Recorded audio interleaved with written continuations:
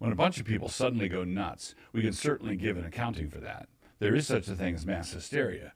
There have been stampedes of various sorts down through history, and our 21st century street-smart sheeple have proven themselves to be no exception. There is a category for this kind of crazy, as the human race has known for centuries. If you want a vivid picture of this kind of mindless conformity, try to imagine a guy on a bicycle with the requisite bedhead, wearing a Rage Against the Machine t-shirt, riding down a bike path on a sunny day out in the country with 2 masks on. That just about says it all. But what are we to make of the sane people who know how bogus just about everything is and who yet go along with it? As one wit once observed, it is all professional wrestling everywhere. Climate change is Andre the Giant, the Great Reset is Hulk Hogan, and the war on COVID-19 is Dwayne "The Rock" Johnson. And too many Christians tune in to their favorite news program every night to see how the match is going. Too many Christians are inclined to think that when the big Vegas investor who owns the arena comes out of the stands to hit one of the wrestlers with a folding chair, he is there to, quote-unquote, make a difference. A champion has arisen to reform the sport. But he is not there to make a difference. He is part of the show.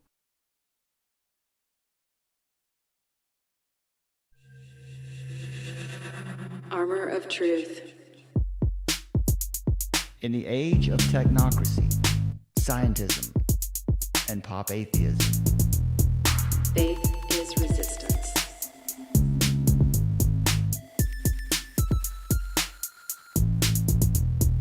Nietzsche, of course, announced the death of God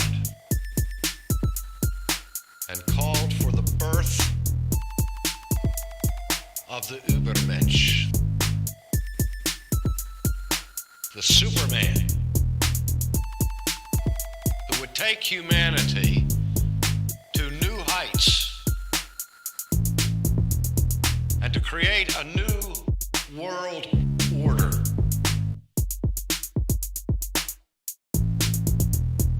Find us at the Brad from Carolina YouTube channel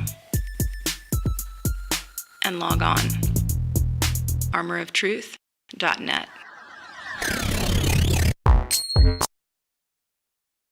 Yeah, greetings everybody. Welcome to the show. Here we are. We've got a poll question for you today, and then we've got some weird stuff that we'll get into. But let's look at that poll question right away. We've got 100 responses so far. That's pretty good. So we've got here, poll question looks like this. What really happened at the Travis Scott Astroworld concert tragedy? And a tragedy it was. You know, if you're one of those out there saying, taking that line that nothing really happened, well, that's not really a prudent position to take, right? Either someone died or they didn't, and if it's possible they did, well, that's a tragedy. All right, these are young people. We got to keep our heads straight on things like this. So anyway, but what really did happen? I mean, there is there's a carousel of narratives being thrown out there. What did happen? Well, your options are it happened just like the news reported it. It's a terrible accident. It's impossible to know what really happened. Or it was a mass ritual like the Grammys or Super Bowl halftime show. Well, our audience here, or whoever it was that got a hold of this poll question, well, 88% of you. That means that more than 88 out of 100 of you, or 88 out of 105 of you, have said it's a mass ritual. Probably won't be able to read a lot of these comments today because, well, this is the YouTube platform and they just don't like us talking about this stuff. Thomas Allen agrees with the third option. Solomon Unorthodox, screen name of the day, says it wasn't one person committing the act. There was a force that guided the collective. Yes, that is where we're headed today. A force that guided the collective. All right, that's a good point, Michael Tisa. Says, I haven't watched the news in a decade, never heard about it. We're not supposed to put evil before our eyes. Also good points. You are better off keeping your mind off of this stuff. Read Romans 10 said it just. I just looked up the names, and this is interesting. Coincidence. See the T-shirt that Travis is wearing. So, a lot of folks are interested in the symbolism. The names. Travis is of old French origin, meaning Travis is to cross over. Rob Tick in the chat said Travis means gatekeeper. Hey, you know what? Brad means head of a fish. I don't really understand where all that leads, but anyway, so, okay, guys, if you want to go that far down the rabbit hole, you're welcome. You're welcome to it. All right, Cameron Helterbrand says, I don't know. I read that people were injected with some drug. Right. Also, that's part of the narrative carousel, which we've, you see, that narrative carousel that we've got going here. Part of it is a security guard injected with something. And for some reason, they knew immediately that it was narcotics. I'm not sure how they knew that. It's a good point there, Cameron. The one and only here says 2 things happened. The ritual. Signs are everywhere. We're going to talk about ritual today. Maybe not in the way you're expecting. All right, but we are going to talk about ritual. We're going to talk about mimesis. We're going to talk about copycatting, scapegoating, and ritual. Griffin Fire says it's so common, usually goes nowhere, so I don't really know why anyone mentions it at this point. I'm kind of with you, Griffin Fire. I'm kind of with you on that. I agree. Why do we even pay attention at this point? All right. Elvis Lives says, hoax. Can't say that word too plainly here, but could be. I just hope that we could get to a point where as reasonable people, we could just keep from spelunking too far into the cavernous rabbit hole of symbolism and this, that, and the other thing that really doesn't serve us at all. Anyway, we'll refresh that and see if we've got 108 folks have weighed in so far. Almost everyone thinks it's matching characteristics of a ritual. There's Kenny. Thanks for joining in, Kenny. Kenny says, incredible how so many people can be hurt and killed like that. Sure, some people were just trying to help, but most of them seemed like they were in some sort of trance. Absolutely. It's a good point. Kelly Henson says, I don't know, because I really haven't heard much about it. Well, good for you. Honestly, good for you. And Catherine Hamlin says, it's still very early, but I feel like we've been here before. Yes, we have, haven't we? A lot of these things, we haven't seen many of these things lately. Things that I'm going to have to speak in code about here on this platform. But, you know, things that happen like what happened in Las Vegas a few years ago. You can't even say the words here without getting your video removed or something. But, yeah, weird things. So that's why I used this poll question. I had originally thought to ask, did the media report the whole truth? But come on, really, what's the point of asking that question today? So I just want to poll everyone and say, what do you think really happened over there? And we've got an indication. People have an opinion here on this. But we'll come back around to that in just a little bit. For now, though, let me bring to your remembrance isolation camps. Something that I covered here on this channel last November, about a year ago. It was right around election time last year, and I did a video on COVID camps. At that point, it was kind of a new idea. Not so much anymore. We're all pretty familiar with the idea that facilities are being built to house people for one reason or another, and it may or may not have anything to do with health, but we'll look into that here for just a minute. I want to, there's the narrative carousel. We'll get back to that in just a minute. So let's start off with this video that I shared with you guys last year.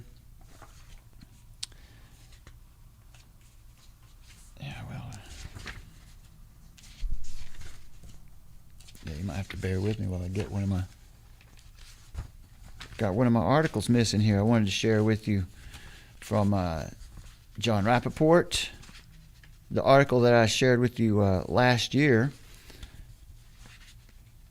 Let's see, where did that thing go? Yeah, there it is. You'll have to bear with me. I'll try to get it while this piece is playing. But it says, anyone going to stand up? Is anyone going to step out front? I mean, people who are in positions of authority. Sheriffs, police officers, politicians. Who right? So listen to what's being said here. Canada, I think this is in Ontario. This is last year. Randy Hillier's Facebook page. Just listen. The next question, the member for Lanark Frontenac Kingston. Thank you, Speaker. My question is to the Premier. In my supplemental question yesterday, I asked this government if the people of Ontario should prepare for internment camps.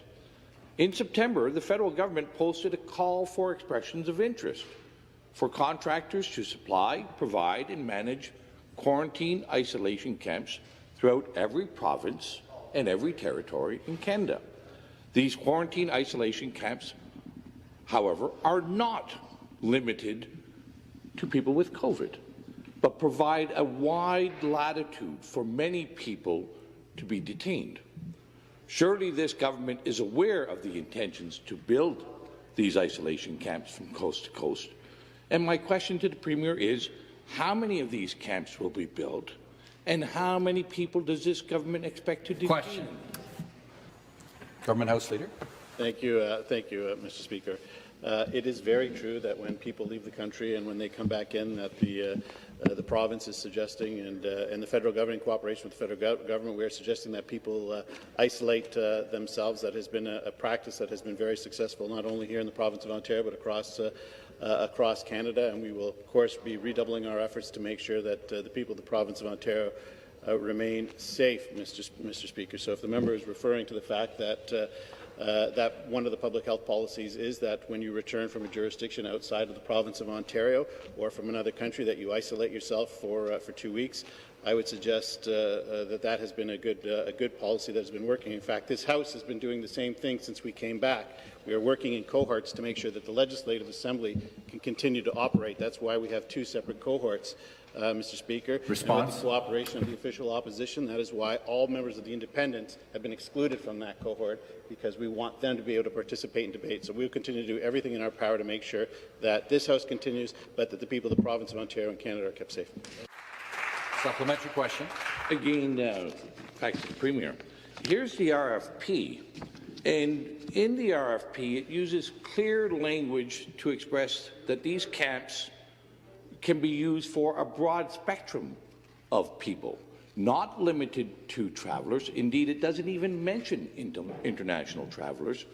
It's just a broad latitude of people. And I'll send over the copy of the RFP after. So your government must be in negotiations and aware of these plans to potentially detain and isolate citizens and residents of our country in our province. Speaker, to the Premier. Here's where it gets strange. It just abruptly ends. Right here. Watch this.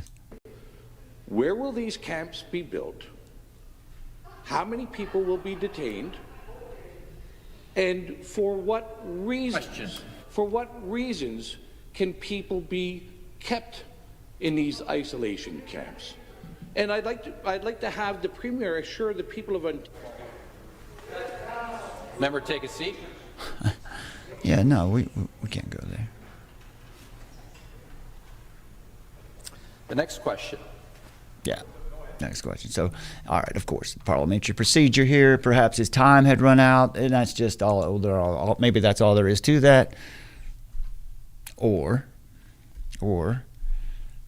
this is an answer better for a closed door session. We can't really talk about this in public, Mr. Representative. So anyway, there's that. That's from last year, the COVID camps video I did where I freaked myself out. Doesn't freak me out anymore. It is what it is. All right, so now where all this came from last year was this. We were dealing with, let's see, that's a little big for the screen. There we go. This is the CDC's website. Interim operation considerations for implementing the shielding approach to prevent infections in humanitarian settings. This document presents considerations from the perspective of that CDC for implementing the shielding approach. What is that? What is a shielding approach? Aims to reduce the number of cases by limiting contact between individuals at higher risk of developing severe disease, also known as high risk, and the general population, separating people who are dangerous from other people who are considered to be not dangerous, I guess. High-risk individuals will be temporarily relocated to safe or green zones. Safe, remember, we're talking about language control. We're talking about linguistics here. Remember Edward Bernays' book, Propaganda. We change this department from the War Department to the Defense Department, and people are more likely to support it that way. This is what we're talking about. It's the use of language. Green zones. Oh, that's a good place to be, right? Established at the household, neighborhood, camp, or sector, or community level, depending on the context and setting. They would have minimal contact with family members and other low-risk residents. Now, how do we define a high-risk resident and a low-risk resident? Well, that's just fairly arbitrary, to be honest.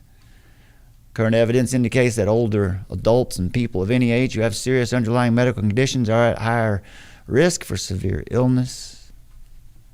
In most humanitarian settings, older population groups make up a small percentage of the total population. For this reason, the shielding approach suggests physically separating quote-unquote high-risk individuals from the general population to prioritize the use of limited available resources. That means all the public spaces can only be inhabited by people who are not high risk, whatever that means. Okay. And avoid implementing long-term containment measures among the general population. All right. So this is from the CDC.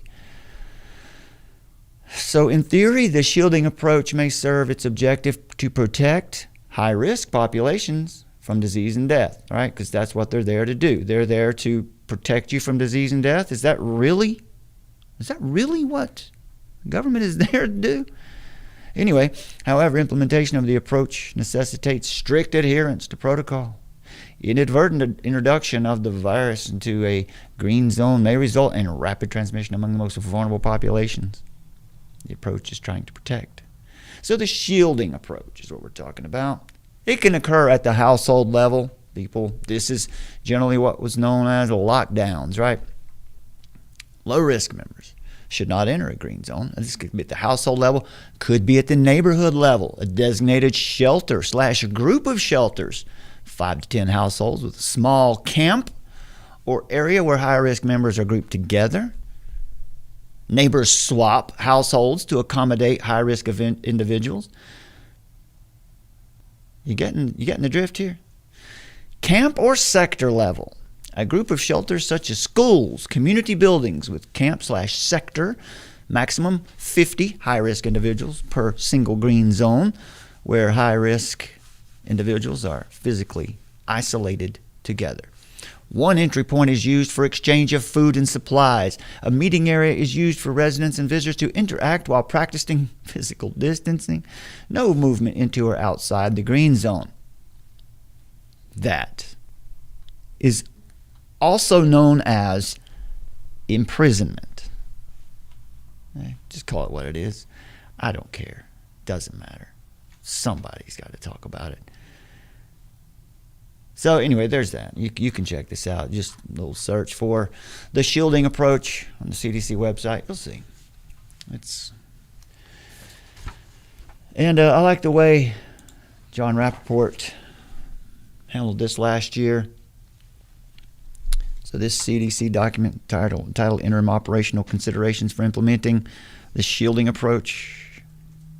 He says, as you read them and realize the horrific plan, keep in mind that this system can be manipulated to order anyone into these camps. As you just heard, in Canada, there was really no designation about who could be put in there. And as time moves on, it looks like anyone who may not want to participate in any certain procedures would also be included in these groups. This is America.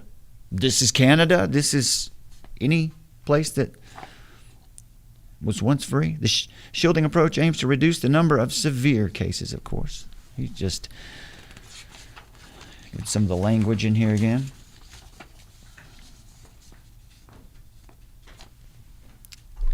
The consideration is a plan for an extended duration of implementation time, at least 6 months. Explanation: the shielding approach proposes that green zones be maintained until one of the following circumstances arises: sufficient hospitalization capacity is established, effective vaccine or therapeutic options become widely available, or the epidemic affecting the population subsides, which we can see now 1 year later ain't gonna happen. It's not going anywhere because the case could be anything. It just doesn't. How would you like to be in one of these camps? How would you like to be imprisoned? Is this the America you want? Is there anyone willing, anyone out there at all in a position of authority willing to listen? Anyone really willing to stand up and say, no, come on now. We have to get serious about this. It's not just tinfoil hatter stuff. It's not just YouTube conspiracy theories anymore. This is the plan. And so why do people fall into this? Why is it so easy today to create something like this right out in the open, to build a facility that's planned for you and for people to just say, yeah, that's a good idea. I think we need that. How is that even possible?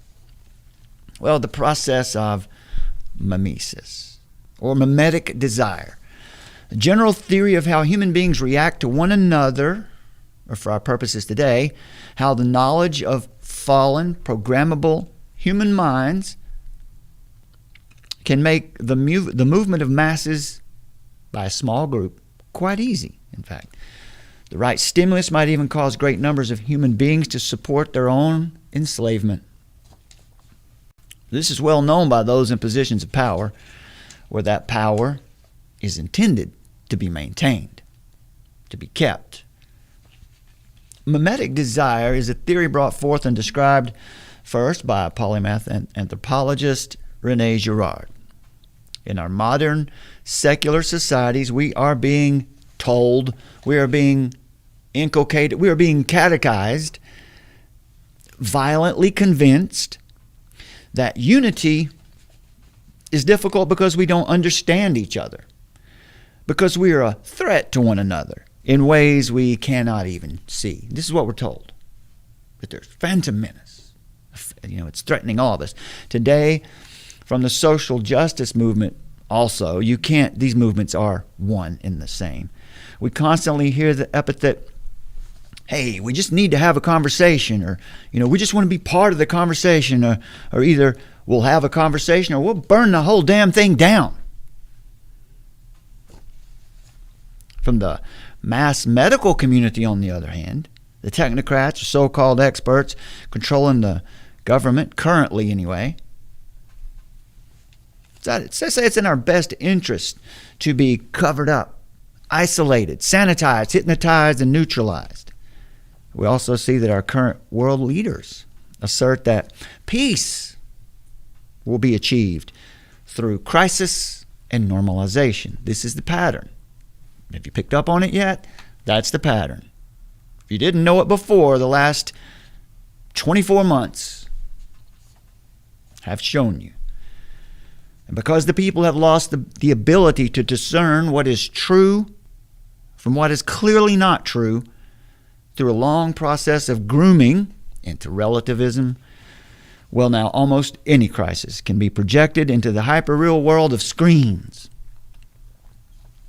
And people will follow the orders without really much question at all. After all, it's on Facebook, so it's real, right?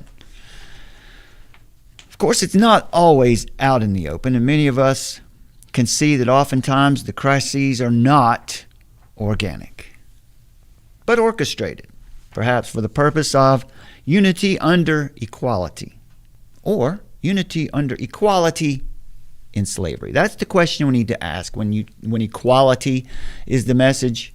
Equality under what? Well, equality under austerity, of course. That's the movement of Agenda 21.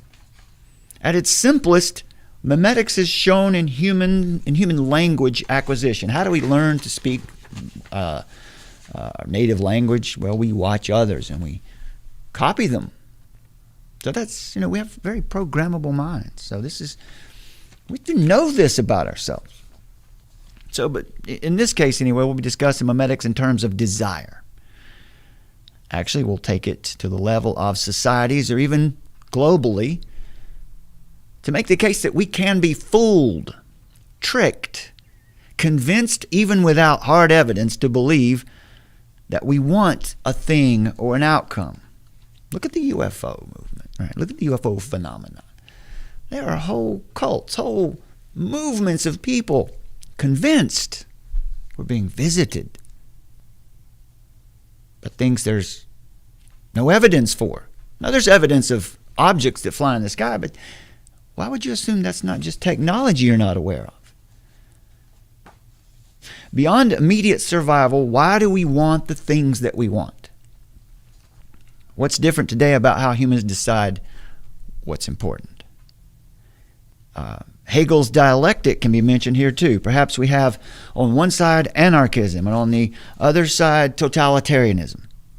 Thesis, antithesis. What condition in between, or synthesis, is most conducive for the smallest group to control the masses without the masses even really realizing they're being controlled?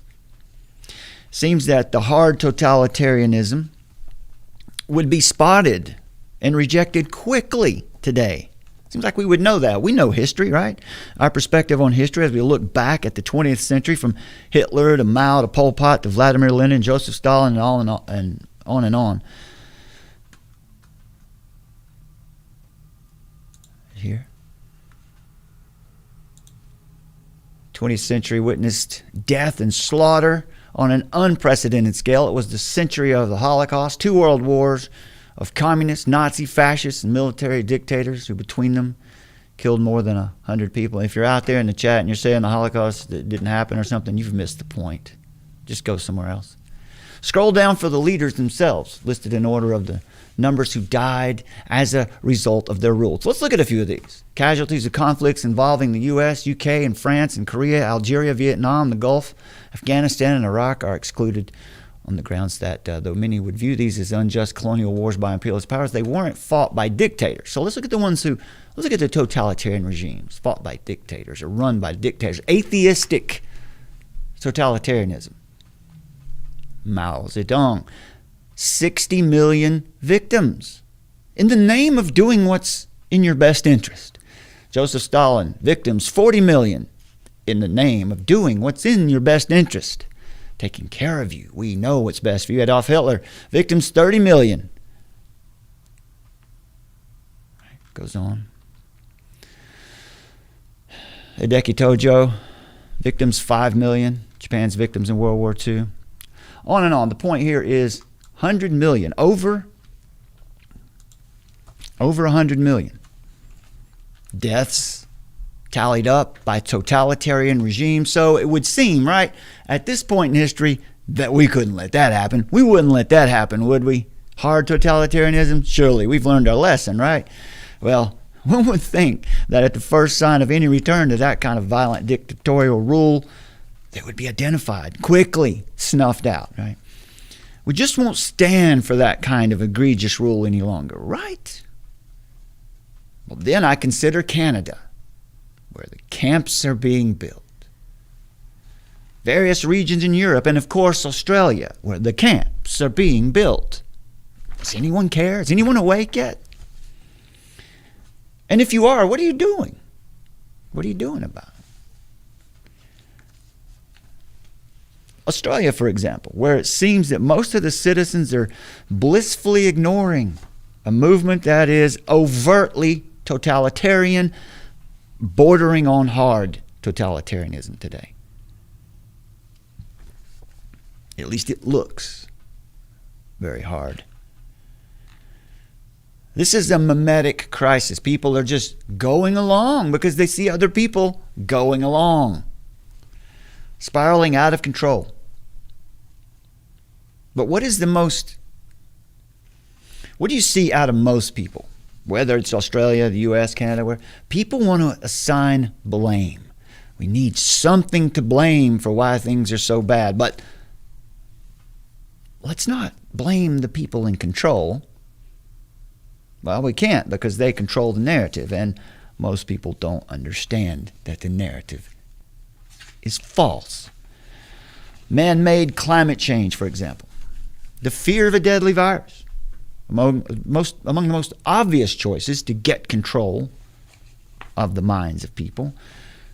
Now, of course, with an off-world existential threat being perhaps the coup de grace, the greatest possible motivator for relinquishing liberties to a small elite who claim to have the remedy or the answer. Mimetic desire, copycat, right? Copying one another. We just do what we see other people doing. Leads to scapegoating, leads to storytelling, leads to myth-making, leads to ritual. What about scapegoating? Scapegoating spawns the idols of a group. Right? We all want this. We all need this. We've only got 10 years to act or the world's going to explode. Our children won't have a habitable planet if we don't act.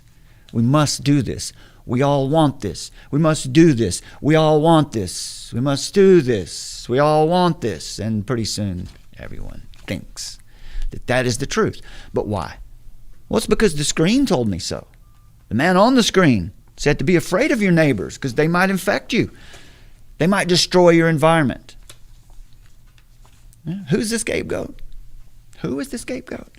Most people see others following these arbitrary mandates from the satraps, from the officials, and they simply copy. They mime what they see on their screens. Why bother to ask whether it's true or not? It must be true. It's on Facebook. The expert on television told me it's true also. And he wears a suit. He's got a tie and his hair is combed, sprayed. He's got a fancy studio he's sitting in, so clearly it's the truth. And I'm certainly not as smart as that person in the suit. He's got all the cameras on him. He must be very important, so what he's saying, it must be real. I've got to follow what he says. And then comes more scapegoating. In other words, there's got to be somewhere to place the blame. Where are we placing the blame? Where is the world placing the blame for all of this turmoil today? The movement wouldn't be effective without a boogeyman, would it? There must be an enemy. A sacrifice must be made. It serves to protect the community by choosing victims that are outside the community, by choosing victims for the sacrifice who seem to be on the fringes of society. So we have to create a fringe, right? We have to create these groups, right? Because these people on the fringes, these people who are not going along with the narrative, they're the ones who are responsible. We have to limit them. We have to control them. We have to limit them. We have to control. It's hypnosis. Identify and exile the scapegoat. But who is the scapegoat? Well, if you don't know who the scapegoat is, then my friend, you're it. And subsequently out of this scapegoating, in mimetic theory anyway, if you're going to follow this through to its conclusion, well, false gods grow out of creating scapegoats, idols that represent the movement and model the utopian future that will never come. The rules just keep changing. And that's the game. The actual facts of the event are not necessarily important anymore. What matters, what people latch on to, is the retelling, the mythical narrative version of the event. Hey, and according to critical race theory, narrative is truth. There is no absolute truth. It's the narratives we tell that are true, that make a thing true. And so there you go, the embracing of relativism, the rejection of absolute truth, the rejection of God makes all of this possible. And lastly comes ritual. The function of ritual is to purify the violence, to trick the violence into spending itself on victims whose death will provoke no reprisals. Deaths that will make us sad but won't cause us to rise up or anything. They're more sad than they are infuriating. Unity through crisis. Unity through crises, through many crises. In other words, a ritual everyone can participate in. It's obviously a tragedy when people get crushed to death or whatever happened. It's a tragedy when people die. It's a ritual everyone can get behind, right? The whole nation. It's happy, mystical violence. That's the ritual. A scene of ecstatic worship where 50,000 plus gather to celebrate relativism, pride, and the sensuality of human rebellion. That's who we are. That's who we are as a nation today. So often the young and the restless happily, unknowingly offer themselves on Satan's altar. And if the story can be believed, 8 more were claimed by the evil one in Houston last Saturday night. And Travis Scott said he prays. He prays for those affected. Prays to who? Prays to what? It's not God. It can't be God. Therefore, it can only be the prince of the power of the air, the adversary, Satan. They will claim to be heartbroken, and maybe they are. They will pledge to make things better, and maybe they'll try. But according to what standard? What standard are they operating by? They don't have one. Everyone's got their own standard in that movement. As long as they continue to worship at the altar of human achievement, and our young people give their hearts and minds to vapid satanic stars, well, then this decline into darkness will just continue. So for Christians, followers of Jesus Christ, it's time to step up and step out. Your time is now. It's not the time to be on the couch. It's time to be in the public square, whatever that means for you.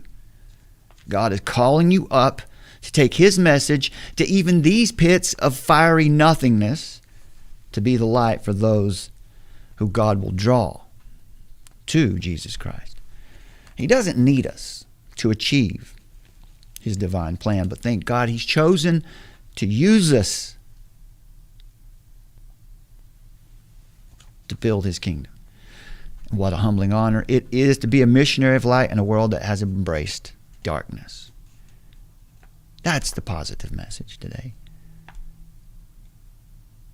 We're all marching on, onward for God's kingdom. As disgruntled as we may be at times, this is the time to pray for those who have been enraptured by their own darkened hearts, and we can see it every day. So to get a grip on all this, we have to understand the methodology of those who seek to undermine our liberty of worship, our freedom of religion, our liberty to worship God as he commands. So the identifiable process goes like this, and you've heard it here before: demoralization, destabilization, crisis, and then normalization. It's a long-term process, and it also repeats on smaller levels throughout. Society has been, at this point, so secularized, demoralized, by rejection of God, that absolute truth and reasonable discourse has been lost, so much so that reason is not going to win this conflict, whether it's a pandemic or climate change or whatever. Reason isn't going to win this argument. No amount of facts or data will bring these folks back from the dark side of their embracing of relativism and what is now obviously a schizophrenic viewpoint, destabilization, on how perhaps maybe disease ought to be dealt with. There's the crisis. and their relentless fervor to reshape society in the image of a benevolent despotism or a loving totalitarianism. A brave new world where everyone will love their servitude to artificial masters, and there is normalization. The people are simply enchanted by the promise of an eventual return to normal life. We hear it all the time. Just, 2 weeks to flatten the curve at the start. Now, wait until December the 1st in Australia. We'll give everyone their freedoms back. No, wait, let's push it back to the 15th. No, let's wait. No, we have to. It's not coming, folks. If you think it's going back to normal, you're crazy, to quote James Coates from the other day. People have been blinded by the glow of the light at the end of the tunnel, the hope. There's light at the end of the tunnel. But what reasonable thinkers out here are trying to say today to these people is simply this: stop, think, watch out, because that light you're drawn to is a southbound train, and it's coming fast. Turn around, repent. Reject government as absolute Lord and Savior, and recognize Jesus as Lord. But they can't hear us. Or actually, they won't hear us. They have been enchanted by this controlling elite. These people who've played their psychology like a jarring Wagner tune. Think March of the Valkyries, with its organized chaos, mesmerizing people with trauma bonding crisis after crisis, promise after promise. Right now, the world is the hostage who's fallen in love with its kidnapper. Stockholm Syndrome. And even the best among us have fallen for the ruse, fallen under the spell of fear and promises of hope, and more fear and more promises and more fear and more promises. Repetitive stories of fear, hope, crisis and normalization, thesis, antithesis, and a new synthesis where the former way of life is eventually rejected by the people because they have swallowed the lie, which is this. We all know it was just far too dangerous when people were free to express their God-given rights. I mean, look at what racism, disease, and damage to the environment that liberty caused. We need to give you our liberties because we don't want to have to endure that anymore, do we? These controllers are using us against one another. We don't get to blame the government. We don't get to blame the Illuminati. We're doing it. You're doing it. We're doing it to one another, our neighbors. We're doing this to ourselves. Our own neighbors are loving us right into slavery. Slavery to mankind. Those who have power, control of the hyperreal, the world of the screens we can't peel our eyes from, the media that is owned by a handful of men who don't care about you, are leading all of our neighbors, all of our colleagues, neighbors, friends. They're leading them with fear and false hope right into the new Reich, the new order of equal slavery for all. So what will we do? What will we do? What can we do? Turn to Christ. Wisdom begins with fear of the Lord. So here's an example of, wow, do I even have that article? Let me get this up here for you. I've got an example of what it looks like. Example from the news of what it looks like when human beings reject truth.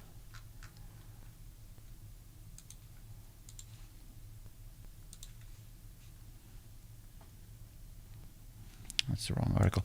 It's pretty interesting because we've got our first case, our first medical diagnosis of climate change. You heard it right. Our first diagnosis of climate change. Well, that doesn't work very well. you go. Like I said, folks, human reason's not going to win this war on humanity. A Canadian becomes the world's first patient to be diagnosed as suffering from climate change. Now, this could only happen in a world that has rejected truth. The diagnosis led other doctors launching an initiative called Doctors and Nurses for Planetary Health. A Canadian facing breathing issues was diagnosed as possibly the first patient in the world suffering from climate change. As doctors said, heat waves and poor air quality were responsible for his condition.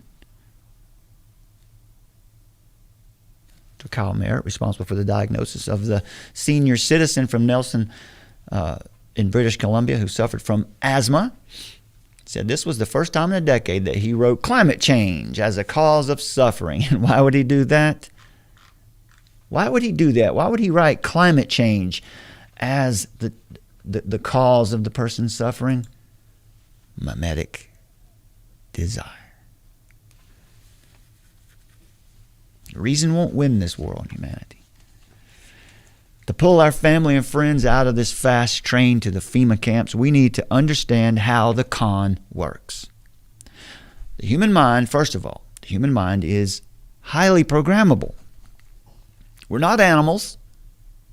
Even though we sometimes behave like animals, human beings are unique. How are we unique to animals? Well, being imago Dei, made in the image of God, all of us, we're the only creatures who modify our environment to fit our needs. This is an act of dominion, which our Creator and Savior gave to us when He gave us this creation to inhabit. Evolution cannot account for this uniqueness. However, the creation and all its creatures, including human beings, are fallen. This is where we can finally boast of unity. We're all equal in that way, right? We're all fallen. We're hopelessly fallen creatures in need of a Savior. However, rejecting the will of God, we're now apt to give our absolute allegiance to anyone with a convincing argument, human authorities. Likewise, we share this fallenness with other creatures, including the earth. Yes, the earth is also fallen. It is creation, and it is also fallen. The account of the fall in Genesis tells us that creation is also fallen. It groans and travails. Taking issue anyway with Thomas Aquinas here, the intellect is indeed fallen. Aquinas is saying that the body is fallen, but the intellect is not fallen. Well, perhaps for him, he had a very sharp intellect, but no, there is no evidence that the intellect is not fallen as well. Our fallen nature leads to habitual behaviors that do not always work in our favor. We all share a creation that is finite because our nature is not inherently good, as Rousseau and some postmodern thinkers assert. We seek to possess more than our neighbors when we see a new thing, a new idea, a new toy, or a new practice that we covet or are convinced that we need, whether it's truly needed, truly valid or not, well, then we seek to possess it. That's how we're made. That's how we're wired in our natural state. Toys are a good example of this. You take 3 children and put them in a sandbox with one toy, and they'll get along and play with that. They might share that toy for a bit. Introduce a new child with a shiny new toy to that sandbox. By the time these 3 are bored with that other toy, all anyone can think about in that sandbox is the new toy, the new thing. We're easily controlled that way. This plays out on a mass scale today with movements like the new vaccine rollouts, climate change, QAnon, the new toy, a new idea. Trust the plan, man. Trust the plan right into the COVID camp. The psyop known as QAnon could only have gained traction in a society that has rejected reason and the foundation of fair judgment. Right? It's a Christian value that you don't make claims on people that you can't possibly know whether they're true or not. QAnon doesn't seem to care too much about that. Rather than overwhelming personal evidence or observation of the crisis, people are being convinced by models and data that there is something threatening the things we covet. In this case, life in nature. A well-designed movement appeals to the human being's greatest desires or fears. What could be more attention-grabbing than the fear of death? And the fear of death, perhaps by a natural catastrophe. Climate change. A perfect scenario for mimesis, or causing a mass of human beings to move in a particular direction, whether the threat is real or not. Human beings follow human trends. The controllers of the planet have played this psychology very, very well. We are very programmable in our natural condition. You can kind of think of it this way. At one time in recent history, the cry of the youth was, please, Mom and Dad, don't let me go. Don't let me stand out from the crowd. I need these certain clothes. I need these certain things. Currently, the cry is, why won't you just let me be myself? You must recognize me as a unique individual, whatever I say that I am, even if I say that I'm a woman when I'm a man. Now we're seeing a real confusion among secular society, with young people so confused by their desires and the mixed messages of secular culture, trying to be bold individuals by doing exactly what the group is doing. Individuality and conformity. Freedom in slavery. Very Orwellian, isn't it? Just think, vaccines and mask mandates, and those who take up the mantle of shaming the ones they see who aren't conforming, but how boldly individual they are, right? And this brings us around to our feature story, that carousel of narratives that came out over the weekend. What we see in all of it is a move from individualism to hyperconformity. You better have your mask. Back to individualism, and it's just utter confusion. So let's see where we are here. Just look at a few of the headlines, anyway, that came out about this event, and you can see what we're talking about here. Astroworld Festival and Travis Scott news updates. Tragedy. Were warning signs missed? Concert goer. Aiden Cruz recalls trying to get camera operators' attention. It's just a hopeless situation. More people. Names. A child, 9-year-old child, in a weakened state after he was trampled at the Astroworld Festival. Now, you've all probably seen the photos, videos of this event. What in the world? What in the world was someone taking their 9-year-old to this mass ritual for? This is how programmed we've become. Travis Scott says he'll cover the funeral costs of the victims, but that doesn't help anyone who's already dead, now does it?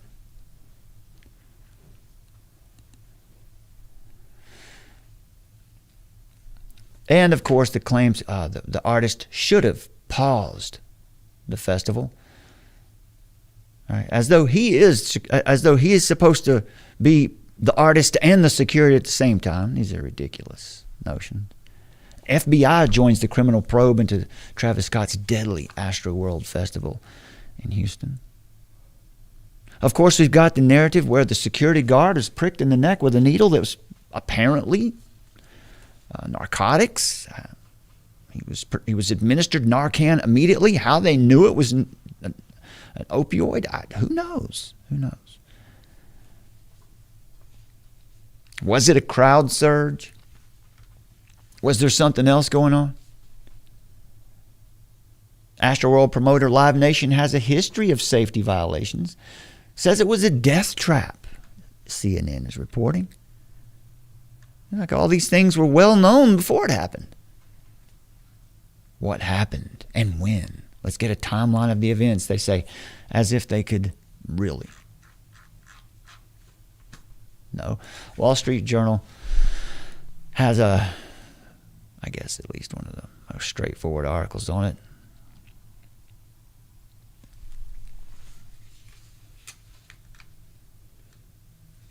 Of course, the authorities are investigating a report that a security officer who reached out to grab someone felt a prick in his neck before falling unconscious.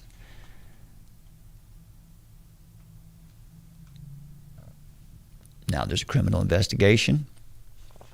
It's going to involve our homicide division as well as our narcotics division, and we will get down to the bottom of it, says the chief. So the official story is at least 8 people died and others were injured Friday night after a crowd surge at the performance. The Astroworld Festival in Houston, Texas. The surge occurred around 9:38 p.m.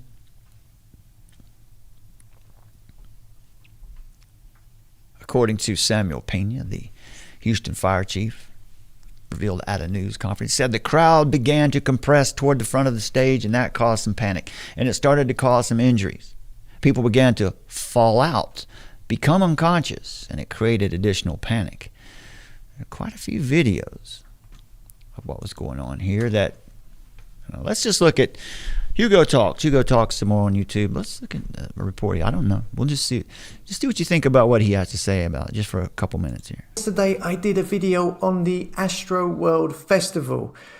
Just to recap, it was reported that 11 people had had heart attacks. The requirements for going to the concert were that you had to be double jabbed or had a recent negative test. It has been mentioned online that a vax clinic was set up a couple of days before, and as an incentive, kids were getting free tickets. I can't verify that, but they did offer free tickets for Astroworld to those who got the jab back in May, as you can see here. Now, I remember yesterday seeing clips of people pushing through a barrier, and these clips were associated with the fake stream media news stories about the festival, the deaths, and the cardiac arrests, and it was always associated with a crowd surge, which implied that this was from the crowd surge. This was not. This was from earlier in the day, when crowds pushed their way through to get into the festival. As you can see, it's the daytime, while when the gig was actually on, it was dark, which gives me the impression the fake stream are trying to push the narrative of a huge surge, causing these people to collapse. But as you can see from this clip, there's no crowd surge going on, and this person has collapsed.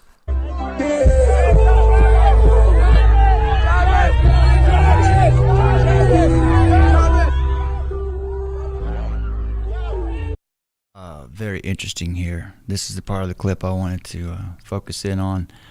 I'm not making any claims. Just look at how this person looks like a seizure.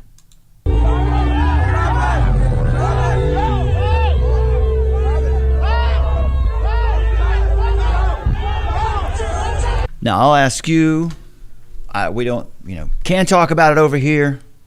It's a ridiculous platform that we're subjected to. What does that look like? According to some of the reports around the world we've had about reactions, right? What does that look like? So more of the reports to come out that, Live Nation required either a negative test or proof of vaccination, but the only way you could certainly be able to get in to a Live Nation concert would be to show your passport, your vaccine passport. So what kid is going to risk not being able to go to the show that he's paid for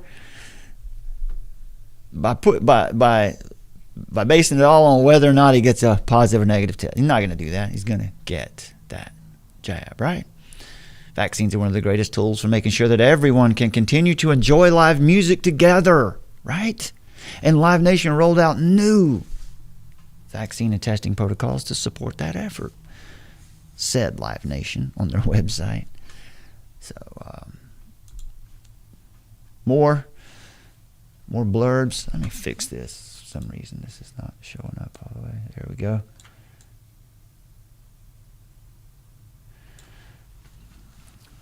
So the claim, all right, let's blame the artists. The organizers didn't care about safety. There's some claims about Live Nation being negligent. FBI says they're poised to help with the probe. Everything to know about the deadly tragedy. 9-year-old boy in coma. Lots.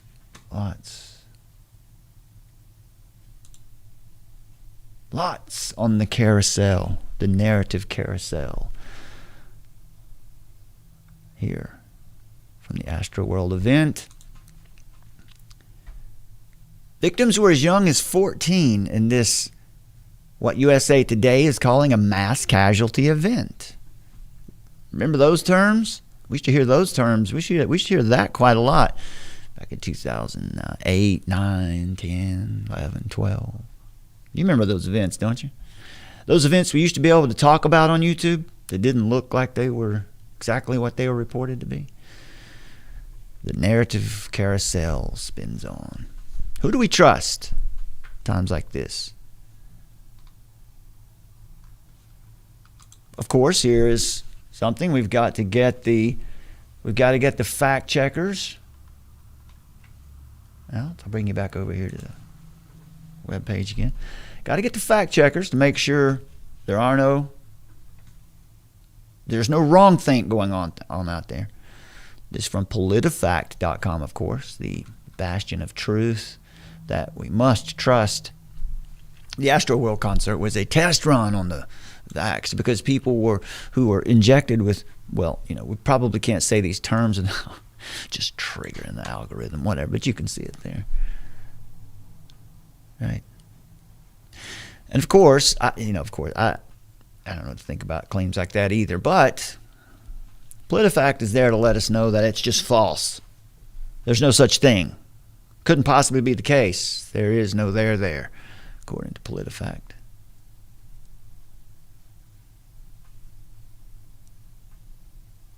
Graphene oxide has an array of biomedical uses and can be toxic in certain applications, but none of the approved procedures contain the material. Is that true? Are we to trust PolitiFact on that? Because let's just lay it down this way. Many people have been out there saying, hey, you Christians, with your morality, there were no fetal tissues in these vaccines. There are no fetal tissues in these vaccines. Well, is that true? We showed here the other day. Common report. Yes, of course, it is a fact that at least some of the vaccines were produced, tested using aborted fetal tissue. And we've shown here recently on our live show from the website the other night, we showed once again where these fetal cell strains come from. They're called immortalized cell strains because they're taken from aborted fetuses. We got into great detail over there. It was a little bit graphic. I won't repeat it too much here, but I invite you to go over to armoroftruth.net. Look, folks, this video could be the one. Who knows when they're going to decide to just stop all this over here. If you want to know where we are, armoroftruth.net is where we are. And the other night, we had our uncensored video. I've actually put the link to that video at the top of the description here. And you can see the thumbnail right here. And we went through in great detail describing that, yes, indeed, vaccines were part of the production process, the testing process, employed aborted fetal tissue, immortalized cell strains, they're called, because they're cloned. Cloned cells. Check it out if you want to see the full report. I'll put the link in the description of this video. You can check out some of the other uncensored videos. Here's one with myself and my brother Days of Noah 2 or 3 months ago. AoT True Normal Show number 3. Check that one out. Several other ones. Here we covered the Kaiser Chiefs when they made their allegiance well known. Check it out, armoroftruth.net. If you'd like to support us, you can click the donate tab and you're welcome to do that. While we're here, if you'd like to get a free Bible, email us at hello@armoroftruth.net and tell us you want a Bible. We'll send you free Bible, and a starter pack of tracts. You can also email us at hello@armoroftruth.net and tell us whatever you want to tell us. Tell us you like what we're doing. Tell us you hate what we're doing. Whatever. Just let us know. Let us know what's going on in your area. What are you seeing going on in your town, in your city, as far as mandates and lockdowns and requirements and arbitrary new policies? Email us. We get quite a few emails from viewers who are giving us information that we can use on the show. Let us know if you're okay with us using what you send us. We shared a lot of that on our live uncensored show on the website Friday night. Also, you can reach us old school style. You can send us mail, letters. You can send support in this way. Mail us at Armor of Truth, P.O. Box 729, Hudson, North Carolina 28638. So that's where you'll find us, armoroftruth.net. You can also check us out at True Normal TV on YouTube. Anything goes weird over here, and it probably will. It already has a couple times. We've been shut down a few times, but check us out at True Normal TV on YouTube. But armoroftruth.net, that's where we're going to be. That's the home. That's where it'll have to be. We have an independent platform where we can stream. We do live streams with a live chat, and it's better than YouTube because we can speak freely. All right, so if you want to help support what we're doing here with an independent platform, we can bring other content creators in. Be more than happy to do that as well. This is what your support goes to help, as well as outreach with Bibles and tracts. Astroworld security guard pricked in the neck with a needle as we, of course, continue on down now with the Astroworld narrative carousel. What else are we going to find out here from this story? How many different things could go wrong at one event? What do you think the purpose of this is, folks? Is it safe to go outside anymore? Right. Not only that,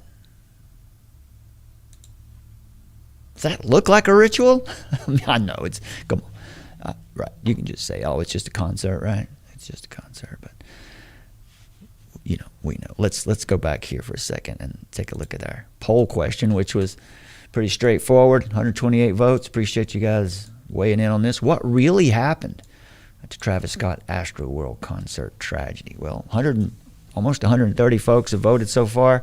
88% of you are saying it was a mass ritual like the Grammys or Super Bowl halftime show. I don't disagree with that. I don't know definitively. But yeah, it looks like a duck, and it walks like a duck, and it quacks like a duck. You know how it is. Only 2% say it happened just like the news reported it, just a terrible accident. And 10%, so about 12 or 13 of you said it's really impossible to know what really happened. Yeah, I might tend to be more in that group. But as you can see, people are very skeptical about what they see. Of course, the company, the promoter that put on this event, Live Nation, long history of safety violations. This is a huge entertainment company. Promoter, formerly Clear Channel. Rapper Travis Scott was the most recognizable figure associated with Astroworld, the Houston Music Festival that ended in tragedy Friday evening with 8 people dead. Hundreds more were injured.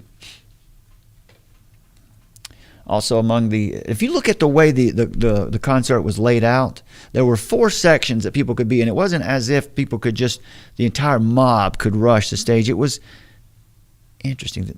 The narrative has holes, but I don't know. Also among the event organizers, however, it was the conglomerate Live Nation, the world's largest live events company, and one that has already been linked to hundreds of deaths and injuries in the past 15 years. Hundreds of deaths in the past 15 years. So, if our poll question, if the responses to our poll question, if that is true and we are looking at some kind of Grammy-like Super Bowl halftime-like ritual event, well, maybe this is one of the organizations that is used to put on such things. Live Nation Entertainment and its subsidiary Live Nation Worldwide have been connected to about 200 deaths and at least 750 injuries since 2006, the Houston Chronicle reported on Monday after searching past court records. OSHA reports and news coverage as well. NPR has also found numerous OSHA citations against Live Nation. In a message posted to social media on Saturday, the company wrote, "Heartbroken for those lost and impacted at Astroworld last night. We will continue working to provide as much information and assistance as possible to the local authorities as they investigate the situation." Houston Public Media reported Monday that at least 12 lawsuits have been filed against Travis Scott, as well as Live Nation so far. Other defendants in the suits include Drake, who was also performing at the event and the festival's venue, NRG Park. In a statement to NPR on Monday afternoon, Live Nation wrote, quote, "We continue to support and assist local authorities in their ongoing investigation so that both the fans who attended and their families can get the answers they want and deserve, and we will address all legal matters at the appropriate time." In a statement Live Nation published on social media Monday afternoon, the company added, "Load out of the site and equipment is currently paused to give investigators the time they requested to walk and document the grounds." That's interesting. Anybody remember 9/11? Here's what they did here. They stopped. They paused, pulling the equipment out of there, pulling the stage down and all that, so that investigators could take the time they needed to do their investigation. Funny, right after 9/11, you guys remember what happened? Any of you old enough to remember what happened right after that? No investigation was possible. All of the evidence was removed out of New York City as just lickety-split. Get that steel out of here. Anyway, I digress. The statement continued, and most importantly, we are working on ways to support attendees, families of victims, and staff, from providing mental health counseling to setting up a health fund to help with costs for medical expenses. So they're trying to do the right thing, I guess. Is that too little, too late? Our entire team is mourning alongside the community. Platitudes, I'm afraid. The Live Nation linked incidents reported by the Houston Chronicle include deaths and injuries committed by intruders, including the suicide bomber who attacked an Ariana Grande concert in Manchester. Sorry, but I'm not. Anyone who followed that event at the Manchester Arena in 2017 knows that what was reported ain't what happened.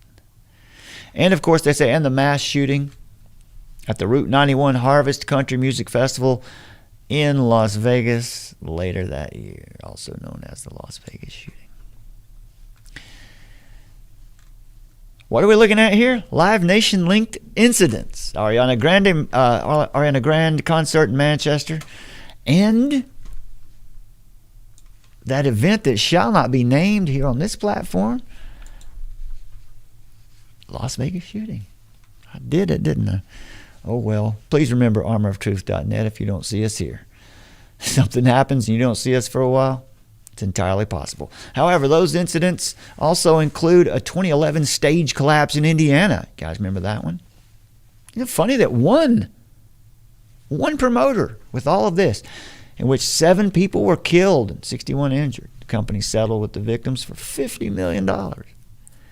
In a 2013 incident, a concert staffer in Long Island, New York, suffered brain damage after a forklift tipped over the booth he had been working in. A jury awarded him $100 million. NPR has also found records on OSHA's website showing that Live Nation has been cited for previous safety violations, including an incident in 2018 when a Live Nation employee was hit on the head by a 6-foot steel metal post that tipped over. The victim required hospitalization. And just last week, Live Nation reported $2.7 billion in revenue for its third quarter, beating Wall Street expectations. The company attributed its growth. So, maybe you're allowed to be the leader in the world, but you got to pay a price. You have to be able to do this and that. You have to be able to make certain things happen. Can't say any more than that. You know how it is here. The company attributed its growth to consumers' pent-up demand for concerts, festivals, and other live events that had been squelched by the thingamajig that happened over the past year. This thing. The company has also been able to corner even more of the live events market during the last 19 months as smaller independent venues and organizers have struggled to stay afloat during the lockdowns. In the aftermath of the Astroworld tragedy, Live Nation's stock price slid more than 4% as of publication time.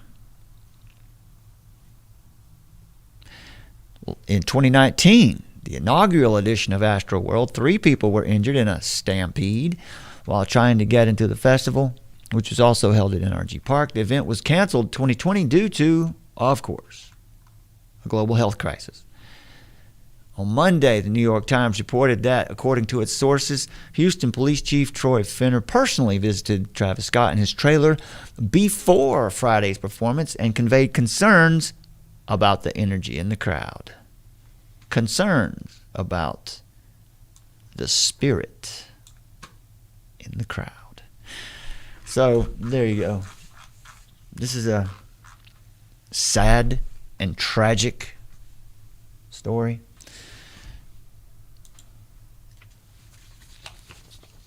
But of course, we have a carousel of narratives. And what we do here, we analyze the narrative, overall narrative. We filter everything through the Christian worldview because that's the one that's true. We want to stand on absolute truth, and we don't want to get too far down. You don't have to go too far down the rabbit hole to see what's going on here. We got the crowd rush story. Did the rush happen before the show or during the show? We've got videos during the show. We've got, I don't know. We've got the jabby jab drug story. Security guard stuck with narcotics. We've got the cardiac arrest story where 11 of the 17 people who were taken to the hospital were suffering symptoms that look like cardiac arrest at an event that had held clinics for jabs earlier ahead of the event. Of course, Live Nation is an American events promoter and venue operator based in Beverly Hills, California. Formed in 1996 by Robert Sillerman as SFX Entertainment, the company's business was built around consolidating concert promoters into a national company. In 2000, the company was sold to Clear Channel Communications for $4.4 billion and operated as Clear Channel Entertainment until 2005, when it was spun off as Live Nation. In 2010, Live Nation merged with the ticketing company Ticketmaster, forming the largest conglomerate, Live Nation Entertainment. So this is a behemoth. Additionally, Live Nation Entertainment was placed under a 10-year court order prohibiting it from retaliating against venues that chose to accept competing ticket contracts. According to a Houston Chronicle investigative report, Live Nation had been linked to at least 750 injuries and around 200 deaths at its events in 7 countries since 2006. So we also got this little piece here. I wanted to make sure that you guys, I don't know why I didn't get all my articles copied over here today, but here you go. Well, it's because it's Rolling Stone. I can't, I'm not subscribing to Rolling Stone after,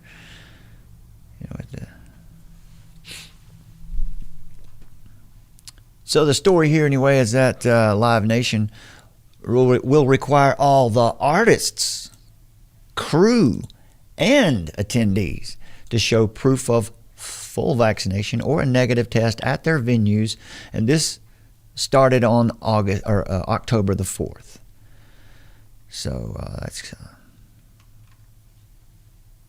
make of that what you will. That is definitely an effective way to make sure that you get perhaps the largest number of people participating in the rollout.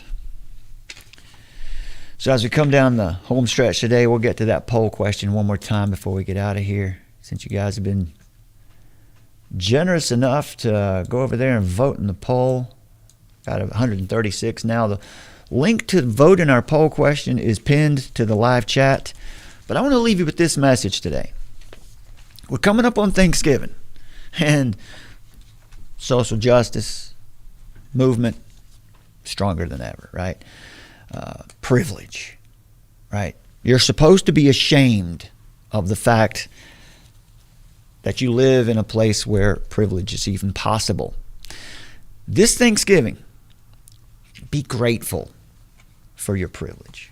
All of us have it living in this country. God uses those with privilege to share blessings. Don't buy into this new progressive notion that your privilege is some kind of cancer. Privilege is the cure. And everyone wants it. See, we're back to Mimesis now. We're back to this. Everyone wants this. The truth is, most everyone complaining about privilege today is privileged. I've read Robin DiAngelo's book. I've read Ibrahim Kendi X or Kendi Ibrahim X. I'm sorry if I got that back. I've read his book, How to Be an Anti-Racist. I've read White Fragility. And I'll be reporting on those here for you. I'll be reporting what I've found in those books. But it's let me just continue. Let me not get down that path right now. But the truth is that even those authors, most of the people complaining about privilege today, these people are privileged. But now, absolutely, racism is something that's real. Racism exists. It is a problem, but it's not the only problem. It's not the original sin. You can't get past the introduction in the book White Fragility without being told that racism is original sin. Don't buy into the purposefully confusing notion and the demonstrably weak assertion that there are some righteous souls in the human race who are untouched by original sin. That would mean don't have a fallen nature. None are righteous, no, not one. Preaching that essential truth boldly in the public square today is needed. It's crucial because it is the remedy to the poison of critical social justice that has infected our culture with a disease that is easily cured. But do the powers that ought not be really want this current malady to be cured at all? Or does the current racial climate seem to fit their move for full spectrum dominance all too well? It's true. We have all been played. We've all been conned by the establishment. It has been the establishment gaslighting the masses with this illogical chicanery that has led to emotional responses of fear and self-loathing in white people and a dangerous false sense of security in people of color. To my friends on the other side of this argument, why do you suddenly think the establishment is supporting you so vehemently? Why do you think Nike is behind you all of a sudden? Do you really believe that Walmart or Facebook or New York City or the state of California, do you think they're really supporting your cause? They own us. They own you. They own me. They own all of us if we allow them to lead us around by the nose according to their clever dialectics and, shall we say, mandates. The source of this secular hyper-focus on privilege, that's the cancer. Anything that would make a father, whether he's white or whatever ethnicity, anything that would make a father feel guilty because his children are warm, well-fed, and loved, that is the spirit of the enemy, not the spirit of love and social justice. Do you really want to see white preachers like David Platt weeping for you to forgive them in the pulpit? When he says, as a white pastor, I am the problem. That's not what your pulpit is for. Do you really want to see that? Don't you know that they'll come back around to you again sooner or later? Have you not been paying attention all this time? There is a reason the public education system has largely embraced Common Core curriculum. It's because when they can indoctrinate and demoralize an entire generation with the poison of relativism and the false tribalism of intersectionality, they can then move the whole nation, the whole world, with very simple lies. Because the people can no longer tell the difference between what is true and what is false. The people have become too enamored, in love with themselves and with the envy of a carrot on the stick called equality. There are none righteous. No, not one. And that means that equality, the way the progressives describe it, will never exist. But of course, one would need the solid foundation of the Christian worldview to be able to decode the not-so-sophisticated ruse of egalitarianism, that carrot on the stick. Envy has been inculcated at every level of the public education system for a good while now. And now envy is the prime motivator in the workplace. Envy of something called privilege. What is privilege? Do you even really know? Or is it just something you repeat? Mimesis. Have you actually thought about it? Do you realize how privileged you are right now to simply have running water and maybe even broadband that allows you to whine so broadly across internet platforms? You mean you really can't see it? You've been played. We've all been played. Jesus Christ left us with the greatest commandment, which was in part, love one another as you love yourself. Now that's difficult to do when you've been gaslighted by a sector of the establishment to believe that you are a victim and a second-class person. But if you would embrace the fact that you are created, imago Dei, in the image of God, that we are all created in the image of God, well, then loving oneself makes much more sense. Loving one another becomes something much more reasonable. And envy, at that point, seems to melt away into a real cooperation, a true unity. You see, there actually is hope. And the hope is in Jesus Christ. Not that strange genie Jesus that Michael Todd preaches from his $10 million arena, or the weak dependent Jesus that is waiting for you to act before he can bring you your best life now. No, I'm talking about the Jesus revealed in Scripture as God with us, the Logos, the one through which all that exists was created. John chapter 1. The Jesus that doesn't need your help or your decision, but has graciously offered to include you in his plan. The Jesus that atoned for the sins of those who believe, both Jew and Greek, black and white, male and female, rich and poor. Your faith should be in something outside of yourself. Your faith should never be in yourself. You are a limited, created being. He is the limitless creator of time, space, and matter, who has provided the propitiation for all our pitiful condition as weak, lost sinners. Stop chasing envy. It's a lie. Fear of man is a lie. It's a snare. It's a trap. Fear God, because that is where wisdom begins. And to repeat, we're not animals, even though we sometimes behave like them. Human beings are unique. We're made in the image of God. We're the only creatures who modify our environment. This is an act of dominion, which our Creator and Savior gave to us as he gave us this creation to inhabit. It's some evolution cannot account for. Of course, there is where we are all truly equal. as hopelessly fallen creatures in need of the Savior. Not a Savior. There's only one in need of the Savior. That's the equality you're looking for right there. It's the only place you're ever going to find it.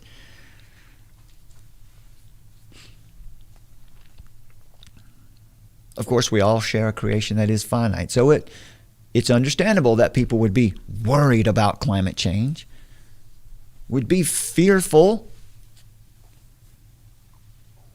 But how do we know what's true? How do we know these claims coming from the hyperreal are true or false?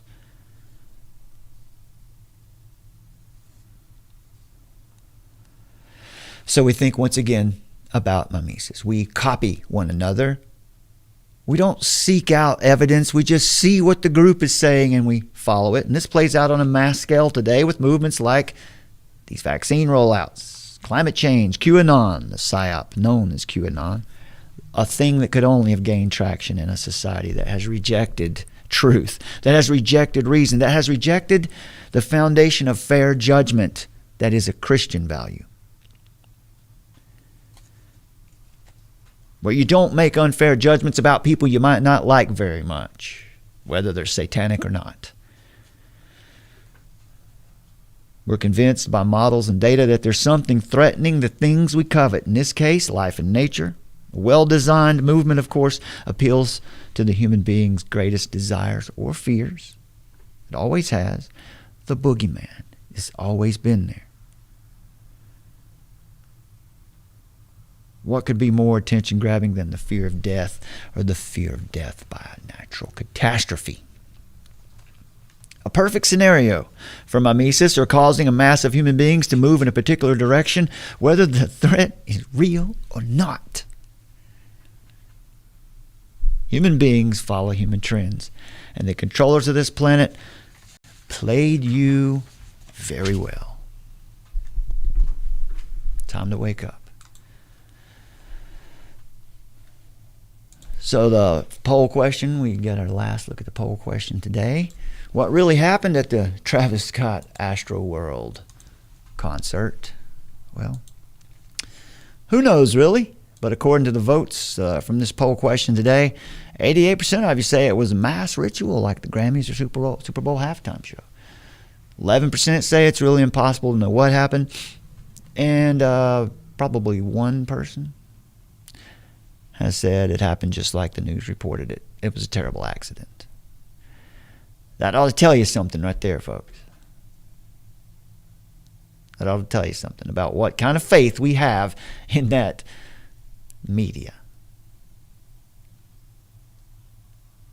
And if that's the case, then why are we so sure we really know anything that happens out there? I'll check a couple of these comments. Dento Bean says, more experimentation, data collection for the CIA and controllers. Scorpio Rising said, we all know what it was. There's Big Ned.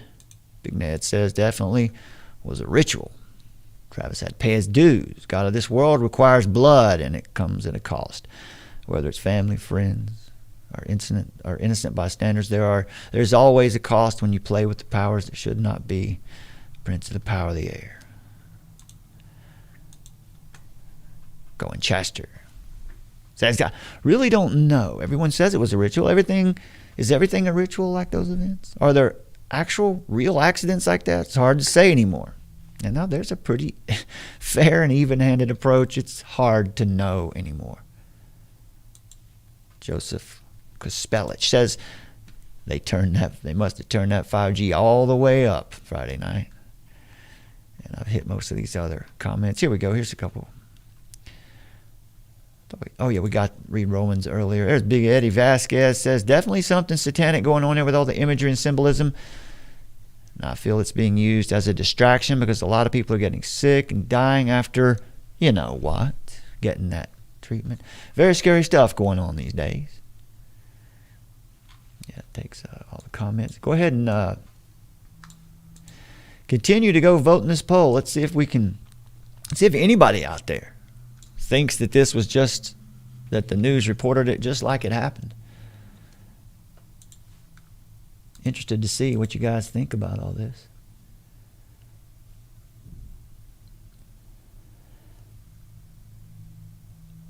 We'll see you again here live on Thursday, my friends. God bless you. Armor of Truth. Live.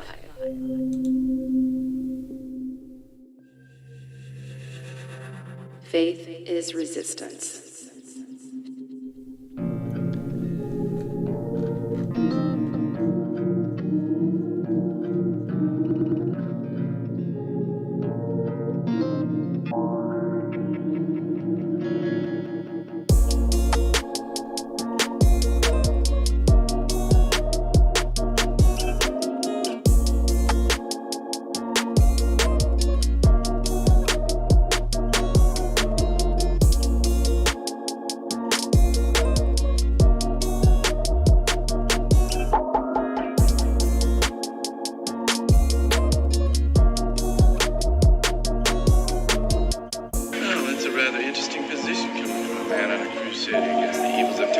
I'm not against technology, Doctor. I'm against the men who deify it at the expense of human truth.